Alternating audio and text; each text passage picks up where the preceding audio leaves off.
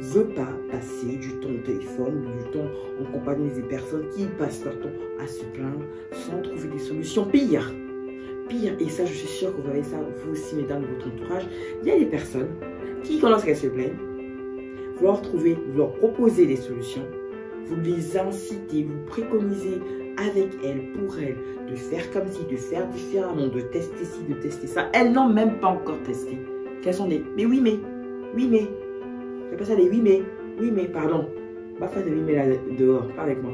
Vraiment, je suis désolée. Je n'ai pas le temps, je n'ai pas envie de prendre le temps d'écouter des personnes qui se plaignent de la même chose tout le temps, H24, matin, midi, soir, qui pleuvent, qui neigent, qui vont du 1er janvier au 31 décembre, se plaignent des mêmes choses, année après année, et qui vont être là en pire, elles vont même vouloir limite, comment dire, elles se morphent, comment dire ça, elles sont même bien en fait, elles se complaisent dans ce côté un peu, oh là là, on doit les plaindre, il faut en plus leur dire, ah là là, pauvre de toi ma chérie.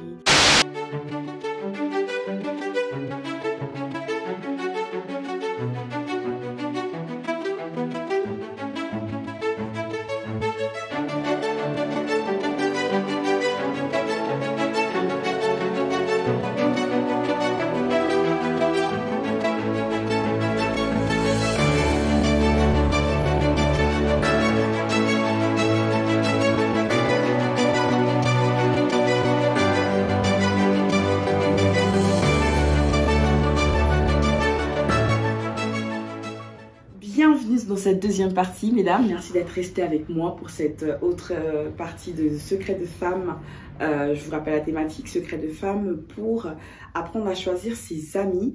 Donc, je suis toujours Lina Kumamoto, vous le savez. Et la deuxième partie sera consacrée aux 5 autres questions de cette série de 10. Donc, pour les personnes qui n'ont pas encore regardé la première partie de réponse que j'ai donnée il y a quelques minutes, mais en tout cas, allez-y regarder. La vidéo est sortie bien avant celle-ci, donc allez-y regarder la première partie. Donc, la deuxième partie, ce sont les 5 autres questions que je m'apprête à lire tout de suite. Je vous rappelle juste le principe commun pour celles qui nous rejoignent. Secrets de femmes, la plateforme de The Focus, qui est le média qui valorise madame dans votre rôle de mère et de professionnelle. Secrets de femmes, c'est une plateforme sur laquelle vous trouverez une bonne soixantaine de thématiques de femmes auxquelles Perle et moi nous vous invitons à vous poser simplement pour faire un pas de plus vers la connaissance de vous. Vous, mesdames qui nous regardez. Messieurs, vous connaissez la suite. On n'a rien contre vous, mais ici, c'est pour la femme avant tout.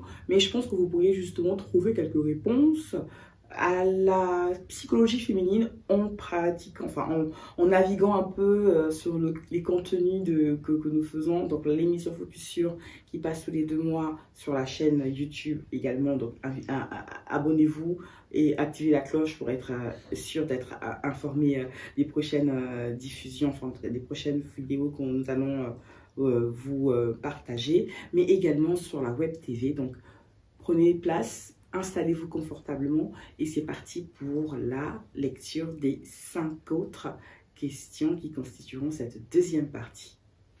La question 6, mais rien que pour le plaisir quand même, je vais vous relire les 5 premières questions et ensuite on passer à la lecture des 5 autres, d'accord? Donc je rappelle les 5 premières questions de la partie 1, c'était dans quelle période de ta vie es-tu en ce moment, plus orienté pro ou perso? Les personnes, pour la question 2, qui t'entourent, donc les personnes qui t'entourent, partagent-elles tout ou partie de tes envies, souhaits ou objectifs du moment? La question 3, c'est quand tu sors te détendre, te cultiver ou t'amuser, dans quel type d'environnement te retrouves-tu? La question 4 était les amis actuels avec qui tu discutes de tes souhaits, projets, idées du moment, s'y intéressent-elles réellement? Et la question 5 était qu'en est-il de toi? Les sujets de discussion que ces personnes abordent t'intéressent-ils vraiment? Je pense que la question 5, là j'ai dû perdre beaucoup de personnes en disant elle est méchante. Non, je ne suis pas méchante, je te dis la vérité, mais bon, bref. C'est parti pour la lecture des 5 autres questions. Donc la 6e question est, as-tu l'impression de devoir les écouter pour comme un retour d'ascenseur parce qu'elles t'ont écouté? Elle pique cette question. As-tu l'impression de devoir les écouter pour comme un retour d'ascenseur parce qu'elles t'ont écouté? Ok. La question 7, donc les sujets qu'elles abordent te font-ils grandir davantage dans tes objectifs? Les sujets qu'elles abordent te font-ils grandir davantage dans tes objectifs? Ces personnes se plaignent-elles plus qu'elles n'essaient de trouver des solutions? Pour la question 8. La question 8, pardon. Donc, ces personnes se plaignent-elles plus qu'elles n'essaient de trouver des solutions? Et la question 9, l'avant-dernière de cette série de questions, de cette deuxième partie, est sur une échelle de 1 à 10. Ah, en tout cas, j'aime bien quand ça commence comme ça. Sur une échelle de 1 à 10, à combien se situe le niveau de leur plainte? Sur une échelle de 1 à 10, à combien se situe le niveau de leur plainte? Et ensuite, sur une échelle de 1 à 10, toujours, à combien se situe leur recherche de solution? Ça, c'est la question 10. Hein. La question 10, il y a 2 bonus. Donc, ces 3 questions. Pour la question 10, c'est question bonus numéro 1. Comment te sens-tu une fois que tu as raccroché ou que tu n'es plus en compagnie de ces personnes? C'est important hein, de savoir ça. Question bonus 2. Alors, pourquoi continuer à ne pas continuer à les fréquenter souvent? Question bonus numéro 2. Alors, pourquoi continuer ou ne pas continuer à les fréquenter souvent? Vous êtes prêtes, mesdames, pour entendre mes réponses? J'espère que vous allez aussi pouvoir avoir les vôtres. Peut-être qu'on partage les mêmes réponses. C'est parti pour la question 6 alors.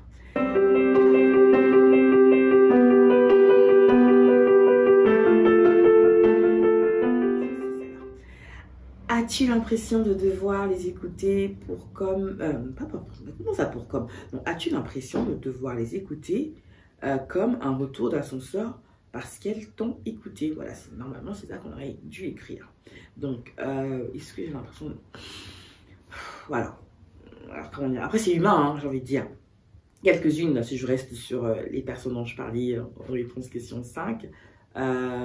Oui, comme je dis, je les écoute. Je les appelle pour prendre des nouvelles, parce que je pense que c'est quand même des personnes que j'apprécie. Je les appelle, on parle, on discute.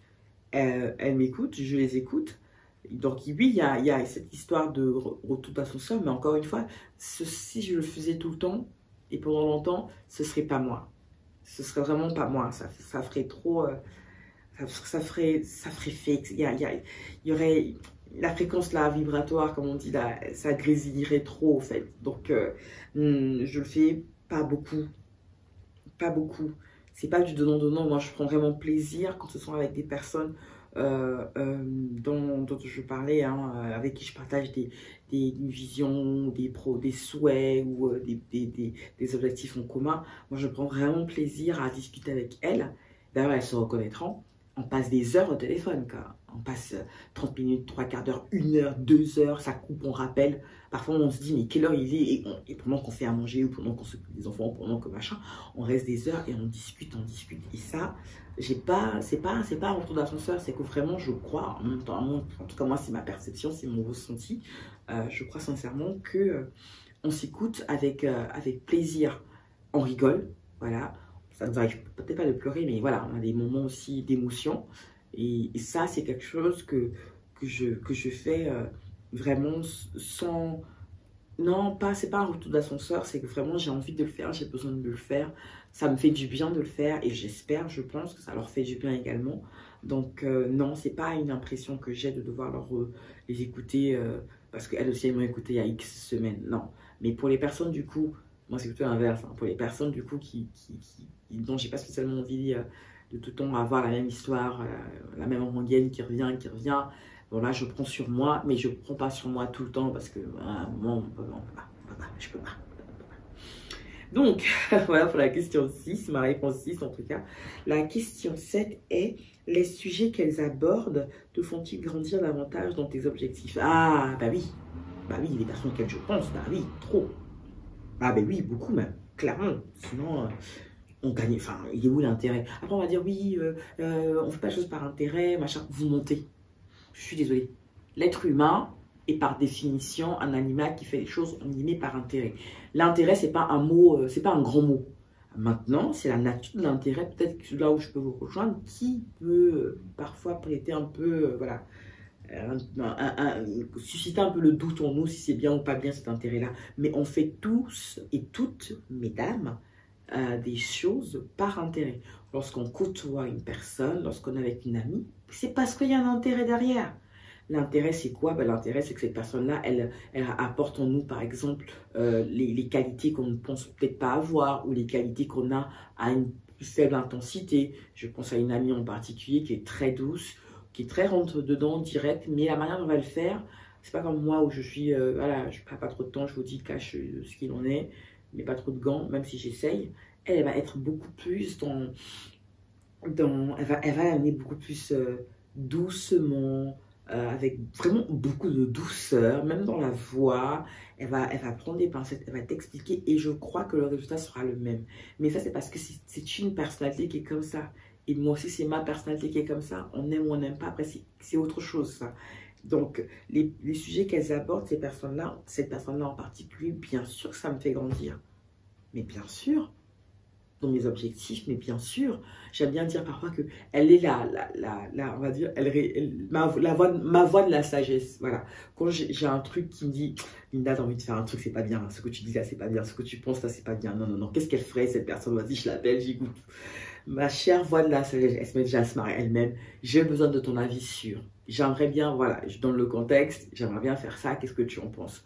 Oui, là, je pense que tu peux y aller, moi, j'aurais fait ça différemment. Oui, là, je pense que ceci, oui, là, je pense que cela. Donc, voilà comment ça se passe, en tout cas, quand on veut, quand j'ai ces personnes-là au téléphone. Alors, les joies de ne pas être en direct. On ne voyait pas, mais tout à l'heure, plus de batterie sur ma tablette, donc j'ai changé de tablette. Et donc, c'est parti pour la question 7. La question 7, c'est les sujets qu'elles abordent te font-ils grandir davantage dans tes objectifs? Non, c'était la question 7, j'ai déjà répondu ça. Donc, c'est la question 8. La question 8, ces personnes se plaignent-elles plus qu'elles n'essaient de trouver des solutions? Ces personnes se plaignent-elles plus qu'elles n'essaient de trouver des solutions? Non, j'ai pas ça dans mon entourage parce que j'ai fui ça depuis longtemps. J'ai fui les personnes qui passent leur temps à se plaindre plus qu'à trouver des solutions. Pardon, vous voulez qu'on pleure ensemble, pleurons ensemble, mais pardon. Si on doit pleurer 10 minutes, il faudrait qu'on passe 15 minutes, voire même 20, à aller trouver la solution qui va nous empêcher encore de venir pleurer. Vous voulez qu'on se plaigne du temps qu'il fait, de je ne sais pas trop quoi, qu'on a trop chaud, qu'on a trop froid, pendant 10 minutes. Même principe. Passons les 15-20 autres minutes, même la demi-heure qui suit, à trouver des solutions pour ne plus qu'on ait à trop subir le chaud, le froid, les compagnies. Les plaintes, franchement, je suis la première à me plaindre. Mais, pardon, pas trop. Parce que, je crois que c'est même scientifiquement prouvé. Trop être dans la plainte, dans les énergies négatives, on associe, on habitue son cerveau à quelque chose de négatif.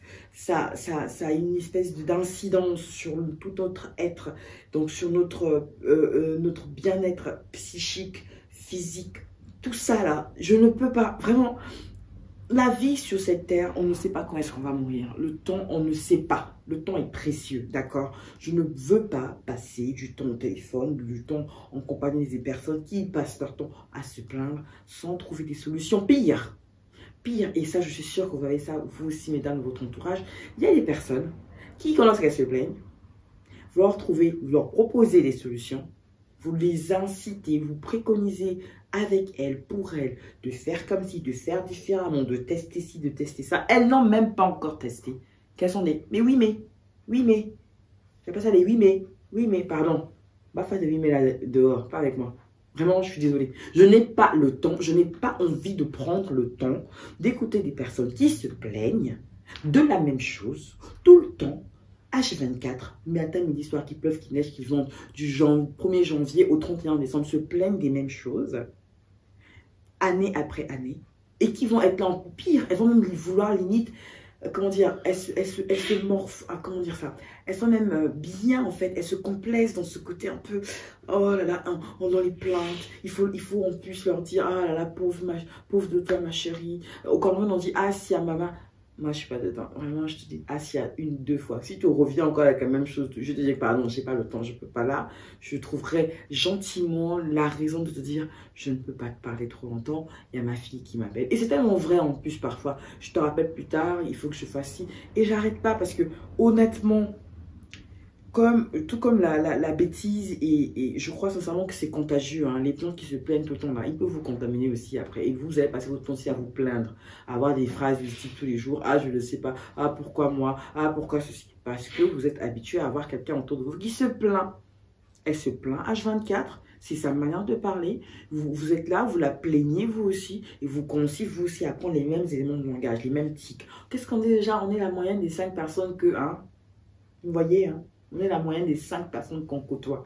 Donc, si les 5 personnes que vous côtoyez là se passent leur temps à se plaindre, madame, vous aussi vous vous plaignez. Est-ce que c'est une bonne chose? Je ne sais pas. Donc, se plaindre, oui, pourquoi pas. Franchement, je le fais si tout le monde le fait. Mais trouver des réponses, trouver des solutions, chercher des solutions. Je crois que sincèrement, non seulement c'est exaltant, c'est motivant, c'est boostant, ça te donne de l'énergie. Quand tu y arrives, encore plus. Mais le fait d'être dans la recherche, dans une action de « je veux changer ça », moi je crois fermement au fait qu'on envoie une espèce de message à l'univers, à Dieu, appelez ça comme vous voulez, mais on envoie un message puissant, positif, en disant que je ne veux plus de cette situation. Voilà comment j'essaye à mon niveau d'y arriver. Et quand je n'y arrive pas seule, c'est là où c'est important de l'entourage, de se faire aider par les bonnes personnes qui vont vous aider à trouver des solutions. Donc non, pardon, les personnes qui se plaignent là, elles ne sont plus trop dans mon entourage, qui font que se plaindre plus qu'elles n'essaient de trouver des solutions. Non, je ne les ai plus dans mon entourage. Je peux plus me le permettre. Vraiment, et bizarrement, je m'en porte bien. Enfin, je ne dis pas que je n'occulte pas les problèmes de la vie. Il y en a toujours. Mais il y a des personnes, franchement, qui ont des problèmes qu'elles peuvent s'éviter, qu'elles peuvent s'épargner. Et même qui font de tout un problème. Elles font de tout, absolument tout, un problème. Ah, mais tu sais, ah, mais... Non, pardon. Je peux pas. Ça me donne même les palpitations rien que d'y penser. Je peux pas. Je suis désolée. Vraiment, je suis désolée. Ces personnes, elles se plaignent plus qu'elles essaient de trouver des solutions. Je n'ai plus ça. J'essaie de plus avoir ça et je ne veux plus ça. Et donc, c'est vous qui m'écoutez. Si vous vous plaignez tout le temps, pardon. Si vous ne voulez pas chercher des solutions avec moi, pardon, ne venez pas. Épargnez-moi ça, s'il vous plaît. S'il vous plaît. Et épargnez-vous ça aussi. Si vous avez ça dans votre entourage, pardon, gentiment, baissez la fréquence de contact avec cette personne-là. Et vous verrez que, testez ça sur un mois. Peut-être que ça va marcher. En tout cas, moi, j'ai testé. Ça m'a fait du bien. Et ces personnes-là, elles sont plus là, en fait. C'est pas méchant. On n'est pas en froid. Attention, hein, je ne dis pas de ne plus vous parler, d'être en froid, d'être ennemi. Ça, si on a passé l'âge. Hein, vraiment, arrêtons les trucs comme ça, les femmes. On a notre énergie, notre temps à mettre, à pouvoir associer ailleurs à des activités bien plus exaltantes, enrichissantes que d'en vouloir à quelqu'un. Donc, il ne s'agit pas d'être en froid avec quelqu'un. Il y a des personnes dont je vous parle et que j'ai en tête. Je veux dire, demain, on se voit. J'aurai plaisir à leur dire bonjour sans arrière-pensée, sans machin, mais je ne vais pas m'asseoir avec elle, dîner, passer toute ma soirée. Je ne pense pas. Je ne pense pas. Oui, on va se boire un verre, vite fait, mais 1 heure après, je serai chez moi, quoi. Clairement. Clairement. On n'est pas en froid. En tout cas, de mon côté, moi, je ne suis pas en froid, hein, si vous me regardez.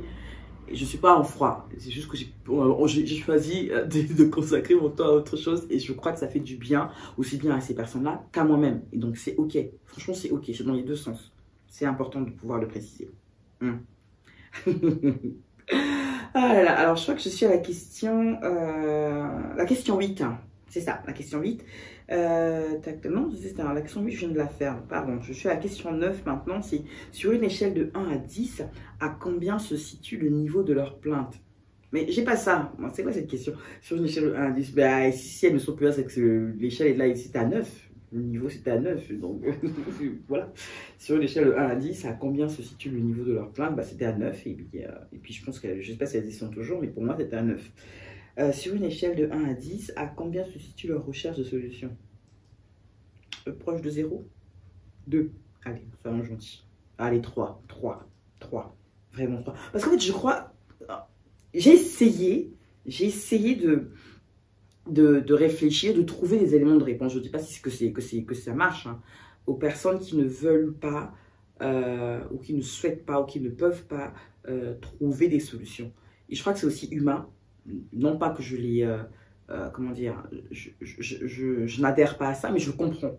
Je crois qu'à un moment, lorsqu'on se met dans la recherche de solutions et lorsqu'on nous donne, par exemple, les fameuses personnes BIME, lorsqu'on nous donne des propositions de solutions, si on accepte que ça peut être une solution, on devra prendre la responsabilité, la charge même, que dis-je parfois, d'aller tester ces solutions-là, en fait.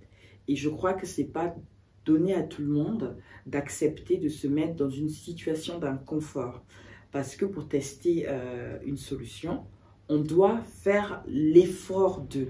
Et cet effort-là, on demande des ressources, qu'elles soient financières, qu'elles soient de temps, qu'elles soient intellectuelles, je n'en sais rien. Ça demande peut-être une formation.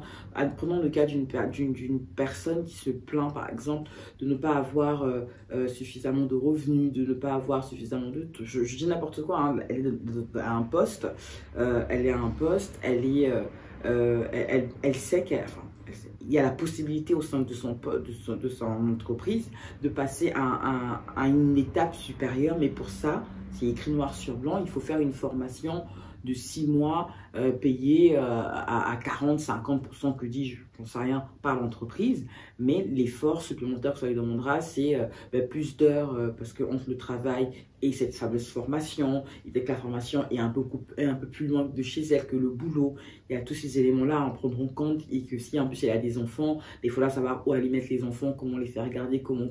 Donc tous ces éléments-là sont des raisons, je veux dire, valables pour se dire c'est chaud, je n'y vais pas, mais ce ne sont pas des raisons valables sur du long terme. Admettons que vous acceptiez effectivement de ne pas vous mettre dans l'inconfort de cette situation, ce qui est encore une fois naturel, parce que l'homme n'aime pas ce qui est inconfortable, d'accord? Il n'y a pas de souci, l'homme grand H, c'est ok. Par contre là, moi je suis pas ok, c'est que ok, tu as accepté de ne pas aller vers cette solution-là, parce que ça te demande beaucoup trop de ressources à consacrer pour faire ça. Arrête de te plaindre, quoi. Arrête de te plaindre. Parce qu'on ne peut pas avoir le beurre et l'argent du beurre. C'est pas possible. Moi, c'est ça qui m'énerve. C'est ça que je ne supporte pas. Voilà ce que je ne supporte pas.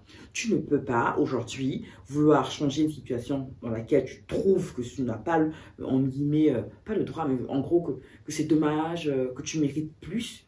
Et le plus que tu veux avoir là nécessite, tu le sais, c'est marqué noir sur blanc, tu le sais en plus, nécessite un effort de ta part. 6 mois, peut-être même 1 an, je n'en sais rien. Mais c'est quoi 6 mois, 1 an sur toute une vie? Ok, admettons qu'on ne sait pas quand est-ce qu'on va mourir. D'accord, d'accord. Mais si on part du principe que tout se passe bien et qu'on a encore 30, 40 ans à vivre, qu'est-ce que représente 6 mois, 1 an d'inconfort sur toute une vie? Moi, c'est la question en fait que je me pose, et c'est ce qui me fait moi aller justement dans cette période d'inconfort là, parce que je sais, je ne perds pas de vue mon objectif, et pour atteindre mon objectif, s'il faut que je passe par 3 fois une période d'inconfort qui va durer, je dis n'importe quoi, 3 semaines, 1 mois, 6 mois, j'en sais rien, que je vais lisser sur plusieurs années, je vais prendre mon mal en patience et je vais y aller si vraiment c'est important pour moi l'atteinte de mon objectif.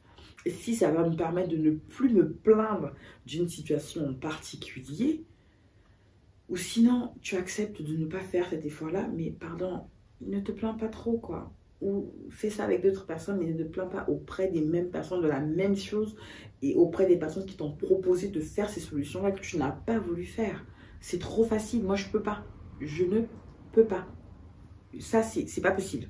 Et les personnes qui acceptent d'être dans l'inconfort, de traverser des choses pas faciles, parfois elles n'en parlent même pas. Elles ont encore une fois cette, j'ai envie de dire, cette élégance de ne pas le crier haut et fort sur les toits qu'elles traversent ci, elles traversent ça et encore.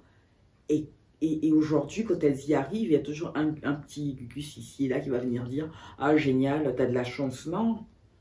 Elles ont passé des périodes d'inconfort parce qu'il y avait une situation qui les mettait dans une position, une posture où elles se plaignaient. Elles ne se sont pas reconnues dans ces plaintes-là pas longtemps. Elles ont fait le travail nécessaire en elles avec les bonnes ressources. Elles ont pris les bonnes ressources, elles ont mis à disposition pour pouvoir faire en sorte de changer la situation qui fait qu'elles se plaignaient. Et elles ne se plaignent plus de ça, elles se plaignent peut-être d'autre chose. Mais c'est ce qu'on appelle, j'ai envie de dire, l'évolution. C'est ça qu'on appelle évoluer, je crois. Donc, on se plaint tous, mais moi, tu te plains des mêmes choses tout le temps. Pendant 3 ans, 2 ans. Non, vraiment, non, pardon, ça s'appelle. Vraiment, je peux pas. Je peux pas. Je peux pas. Vraiment, c'est compliqué. Donc, la question 10, c'est sur une échelle de 1 à 10, à combien se situe leur recherche de solution? J'avais dit à peu près, pour être gentil, à 3. La question bonus, comment te sens-tu une fois que tu as raccroché ou que tu n'es plus en compagnie de ces personnes? C'est très important, franchement, cette question. Pour savoir si la personne, encore une fois, je rappelle le sujet, secret de femme, pour apprendre à choisir ses amis. Si au moment où vous raccrochez avec cette personne ou que vous avez passé une après-midi shopping, j'en sais rien avec cette personne, et que vous rentrez chez vous, vous êtes lessivé, vous êtes fatigué, mais une fatigue, pas la bonne fatigue, dire yes, j'ai tellement d'émotions, c'était génial et que je suis fatiguée pour ça, mais la fatigue du je me sens lessivé, je me sens vidé, je me sens pas bien, cette fatigue-là, posez-vous les bonnes questions. Posez-vous les bonnes questions. Est-ce que vous étiez comme ça avant d'être au téléphone avec cette personne-là? Est-ce que vous étiez comme ça, dans cet état morose un peu, un état d'esprit un peu, pas négatif, mais presque, où vous voyez un peu les choses de manière un peu moins optimiste que d'habitude? Est-ce que vous étiez comme ça avant de passer du temps avec cette personne-là, à faire du shopping et tout ça? Qu'est-ce qu'elle vous a dit? Parce que, encore une fois, la parole est créatrice et même destructrice. Quels sont les mots que cette personne-là a prononcés pendant tout le temps que vous avez été en sa compagnie? D'accord? Quelle est l'énergie que cette personne-là a dégagée? Pire, quelle est l'énergie que cette personne-là vous a prise à vous pour que quand vous rentriez chez vous ou lorsque vous raccrochez avec cette personne-là, vous vous sentez vidé? Donc la personne un peu pimpante, souriante, contente, joyeuse que vous êtes ne l'est plus trop parce que vous avez été en contact 5, 10, 15, 20 minutes avec cette personne-là. Qu'est-ce que ça veut dire? Posez-vous des questions. Moi, vraiment, j'ai plus ça. J'ai plus trop ça. Vraiment, j'essaye. Pas toujours, tout le temps, que ça marche. Mais je peux vous dire que j'ai beaucoup essayé et il y a du résultat.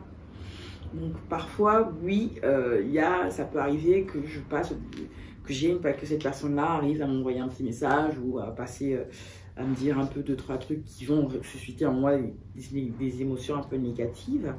Mais Dieu merci, et je crois que c'est ça aussi, c'est important. On a des personnes toujours dans notre entourage qui ont un peu l'énergie opposée, c'est-à-dire qui sont dans la bienveillance, la vraie, pas le truc pour faire joli, qui sont dans le partage, qui sont dans l'écoute, la vraie écoute, et qui sont dans le ça ira, t'inquiète pas, vous rebooster. Et à ce moment-là, je pense que c'est important, non pas d'aller prendre cette énergie-là, d'aller la verser à la personne qui a la bonne énergie, non, sinon vous allez faire que, là, vous allez dans une cercle vicieux, non. Vous allez vouloir vous débarrasser de cette énergie-là en passant du temps de qualité génial avec une personne qui, elle, a une bonne énergie. Et ça peut aider. Et quand vous avez réussi à faire cette espèce de questionnement, de se dire c'est bizarre, quand je suis avec elle, là, après je me sens pas très bien et tout, je me dévalorise, je parle de moi à la négation, parce que voilà, elle m'a fait peut-être des remarques vraies, pertinentes, mais c'est pour mon bien, les fameuses remarques pour votre bien. C'est pour ton bien, hein. Tu sais, je dis pas ça pour être méchant, mais c'est pour ton bien, hein. Quand on a besoin de rajouter c'est pour ton bien là, pardon, ça veut dire que c'est là pour ton bien. Faut vite la jarter. Elle n'est pas Jésus, et c'est quoi de vous? Pour ton bien, ça veut dire quoi? Non, non, non, faut jarter ces personnes-là. C'est pour votre bien à vous. Oui, sincèrement, je le dis depuis au fond de mon cœur. Et je l'assume. Bon, j'arrête. Mais vous avez compris ce que je voulais dire. La question bonus 2 pour la 10e question, et je m'arrêterai là pour cette série, cette deuxième partie et dernière partie de l'émission Secret de femme. Je vous rappelle le sujet encore une fois, secret de femme pour apprendre à choisir ses amis. La question bonus numéro 2. Alors, pourquoi continuer ou ne pas continuer à les fréquenter souvent? Bah, je pense que vous avez votre réponse. Moi, j'ai la mienne, du coup, en tout cas, ce que je disais, c'est qu'une personne ne vous fait pas vous sentir bien. Chaque fois que vous la voyez, vous avez cette énergie, vous devez passer 1 heure, 2 semaines, 3 jours, que dis-je, à vous débarrasser de cette énergie négative. Est-ce que ça vaut la peine encore de la côtoyer plus tard? Est-ce que ça vaut la peine de la côtoyer longtemps, la prochaine fois? Est-ce que la prochaine fois ne peut pas être dans 3 mois, dans 6 mois? Est-ce que... Après, oui, j'entends, vous allez me dire, oui, mais si ces personnes-là, c'est quelqu'un, une personne proche de ma famille, c'est un membre proche de la famille, je dis, et alors? Est-ce que cette personne-là, même proche de votre famille, mérite que vous sacrifiez votre bien-être moral, psychologique, physique pour elle? Est-ce que vous avez parlé de ça avec cette personne-là? Est-ce que cette personne-là a conscience de l'état d'esprit dans lequel elle vous met lorsque vous êtes ensemble? Est-ce que vous lui en avez parlé? Parce que c'est ça aussi l'important, c'est que dans une histoire, on est deux. Dans une relation, on est deux. Je crois que c'est important de dire les choses, de communiquer et de dire, écoute, ce que tu dis là ou ce que tu fais là ne me met pas dans de bonnes conditions pour pouvoir passer ma journée plus sereinement. Ce que j'entends, ce que tu dis de moi, là, je ne l'accepte pas parce que ça ne reflète pas qui je suis. Apprenons aussi, mesdames, à dire réellement ce qu'on pense, pas forcément avec virulence, mais juste posément en se disant, écoute, la Linda que je suis ne se reconnaît pas dans les mots que tu viens de prononcer là. Donc je te serais, voilà, je te remercierais de ne plus le faire, de ne plus parler de moi comme ça, de ne plus me parler comme ça, par exemple, ou de ne plus me dire certaines choses, de ne plus faire certaines choses. C'est aussi ça, je pense que dans une relation, c'est important que la personne en face, qui peut faire des choses, parfois, c'est pas forcément contre vous, c'est pas forcément méchant. Elle n'a pas conscience que c'est méchant, elle n'a pas conscience que c'est contre vous. Elle le dit parce qu'elle a pris l'habitude de le dire et que vous, pendant des mois, des semaines, des années, vous avez encaissé sans dire un mot. Quelque part, vous avez contribué peut-être aussi à faire que cette personne-là continue. Elle se dit, c'est pour son bien, ça va lui faire du bien que je lui dise ça. Non, c'est aussi à vous, je pense, c'est à nous de dire, ça, je ne veux plus. Je ne veux plus que tu dises ça, je ne veux plus que tu fasses ça. Et c'est aussi comme ça qu'on en fait un pas de plus vers la connaissance de qui on est. Est-ce que la personne, ce qu'elle dit en face là, me fait mal parce que c'est vrai ou me fait mal parce que ce n'est pas vrai? Et si ce n'est pas vrai, qu'est-ce que j'ai dit, qu'est-ce que j'ai fait à cette personne-là pour qu'elle ne puisse plus le refaire ou le redire à ce moment-là ou bien plus tard? Encore une fois, rien, enfin je veux dire, c'est jamais trop tard. Il y a rien n'est irréversible à part la mort. J'adore cette phrase. Rien n'est irréversible à part la mort. Donc si vous pensiez qu'encore une fois dans votre entourage, vous avez quelqu'un que vous appréciez beaucoup, que vous aimez beaucoup, mais qui a tendance malheureusement, maladroitement, inconsciemment de vous faire du tort, et que vous, dans votre bienveillance, dans votre personnalité, vous n'avez jamais osé lui dire que ça c'est pas bien, c'est peut-être là le moment. Vous allez peut-être sauver une belle relation. Vous allez peut-être amener à un niveau supérieur cette relation. Moi, je suis pour les relations qui durent, qui sont pérennes, mais qui ne sont pas subies. Les relations où chacun et chacune de nous connaît sa place, accepte la personne telle qu'elle est, ne veut pas la changer, ne veut pas la modéliser avec ce qu'elle a, avec son archétype, elle de la meilleure amie ou j'en sais rien. Je crois que c'est important dans une relation de s'accepter, avec nos défauts, avec nos qualités, avec nos forces, avec nos insécurités. Et c'est comme ça, je pense qu'on arrive à s'enrichir et à grandir, à créer quelque chose de différent, de bien plus pérenne, de bien plus fort et qui évolue au fil des années parce que vous allez devenir mère, parce que vous allez devenir des professionnels davantage accomplis, parce que.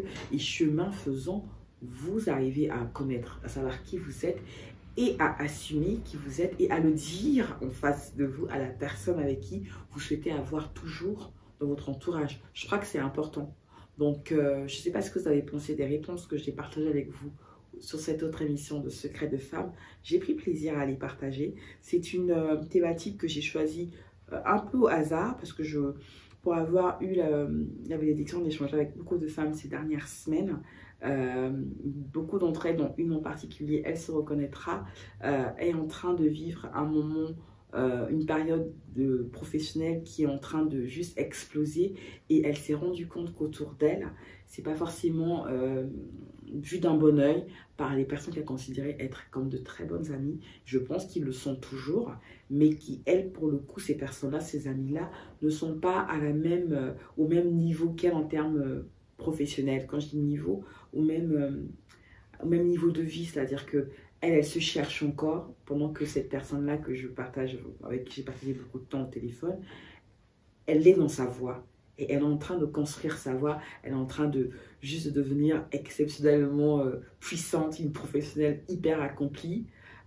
Et ça peut déranger les gens. Et voilà. Et je crois que c'est aussi important de pouvoir en parler à notre entourage, de se faire confiance, mesdames, parce que notre intuition ne nous ment pas toujours. Mais parfois, on choisit de ne pas l'écouter parce que ça nous blesse, parce qu'on sait que ça voudra dire qu'on tourne une page, qu'on dit au revoir à des personnes en qui on tient, mais qui malheureusement nous font du tort.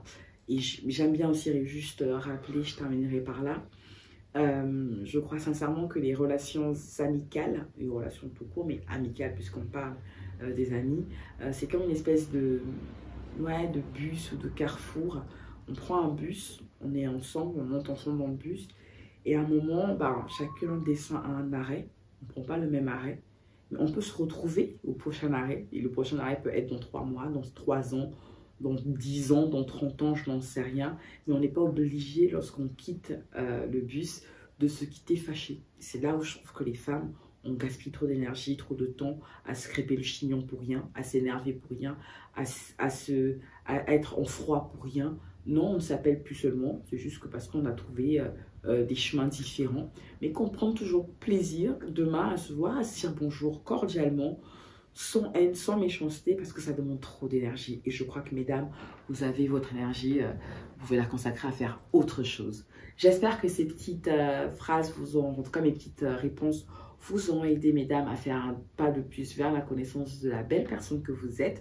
Vous êtes sur The Focus, le média qui vous valorise, madame, dans votre rôle de mère et de professionnelle. Je vous dis à la prochaine pour notre émission. Et d'ici là, prenez soin de vous physiquement, mais surtout mentalement. Au revoir.